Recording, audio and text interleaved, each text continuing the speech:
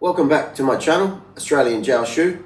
Well, tonight I had a look at the 2025 federal budget reply speech from One Nation, and I jotted down a few points that caught my attention.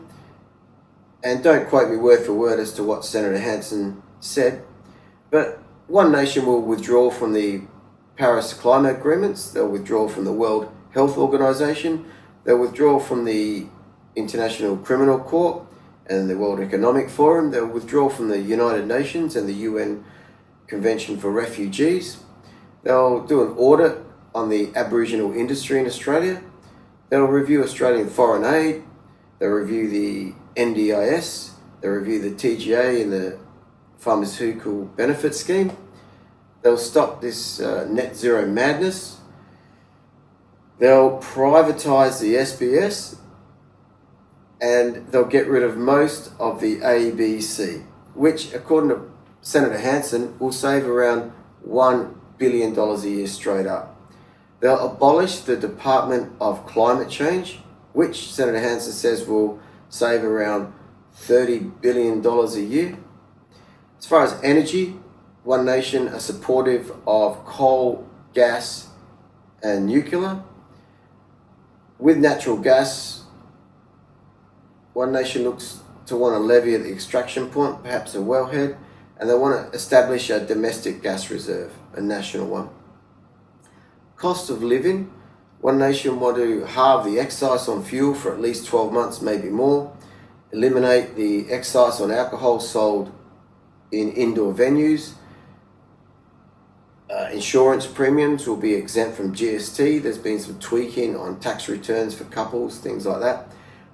Age pensions and veterans on pensions, they'll be able to work and it won't affect their pensions. I'm not sure what levels may apply with that.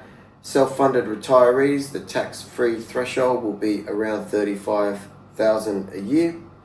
If you're building a house up to $1 million, the building materials, the basic building materials for that property may be GST exempt. Super, you may be able to use that into purchasing a primary residence. Farmers, live sheep exports will resume. One Nation has a plan for the Murray-Darling Basin with water, protection from foreign ownership, and cheaper food imports. Immigration, Senator Hanson said there'll be a cap of 130,000 people across all visa categories, 130,000, which Senator Hanson said in effect will be a cut of 570,000 people per year. 570,000 people per year. Incredible.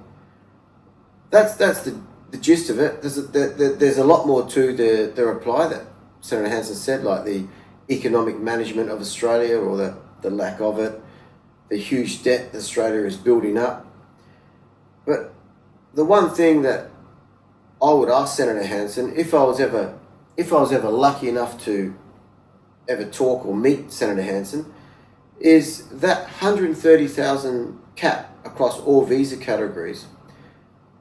I would ask Senator Hanson is if that includes New Zealanders. The reason why I ask that is foreign students seem to get a hard time in Australia, and I'm not sure why, because they're not even 400,000 as far as I know per year. With New Zealanders, in the 2023-2024 financial year just gone, in that 12-month period, over around 1.78 or nearly 1.8 million New Zealanders on subclass 444 visa arrived in Australia, meaning to stay long term.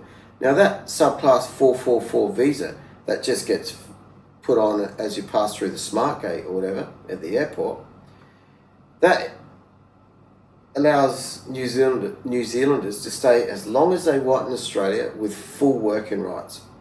Now, what's that doing? Nearly 1.8 million people in a 12-month period. What's that doing to the Australian property or rental market? And what's that doing to the Australian job market for Australians? Now, if this 130,000 includes New Zealanders, because those subclass 444 only expire when New Zealanders leave Australia, then that may be the biggest win for Australian workers in maybe Australia's history. But look, if you made it this far, thanks for watching. I really appreciate it.